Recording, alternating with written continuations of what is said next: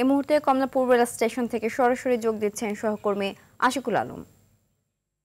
Ashiq, ঈদযাত্রায় Kamalapur rail স্টেশনের কি পরিস্থিতি দেখছেন, যাত্রীরা কি বলছে?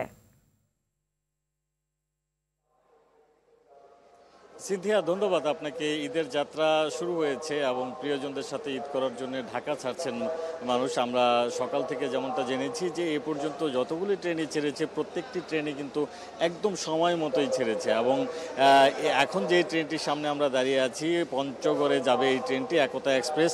এটি কিন্তু ঠিক 10টা 15-তে ছেড়ে যাবার কথা রয়েছে, কিন্তু প্ল্যাটফর্মে এসেছে 1 ঘন্টা আগেই, যার কারণে কিন্তু অনেকেই স্বস্তি প্রকাশ করছিলেন। তারা বলছিলেন যে এরকমটা আসলে কখনো হয় না যে ট্রেন স্টেশনে যাত্রীরা এসে বসে থাকে কিন্তু ট্রেন তখনও প্ল্যাটফর্মে দেখা যায় না। কিন্তু এবারই তারা দেখছেন যে অনেকেই বলছেন যে এবার একটু ভিন্ন চিত্র তারা দেখছেন এবং স্বস্তিটা অনেক বেশি।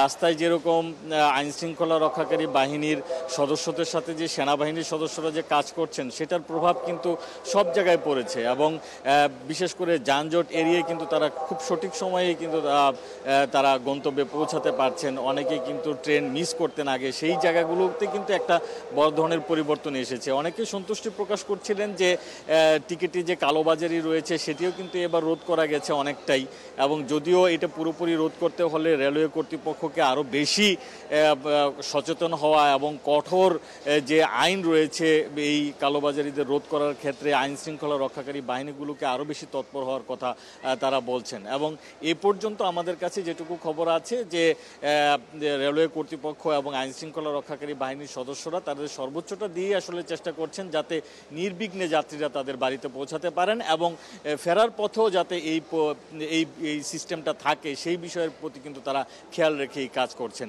সিনথিয়া, এই ছিল আমার কাছে কমলাপুর রেলওয়ে স্টেশন থেকে। ধন্যবাদ।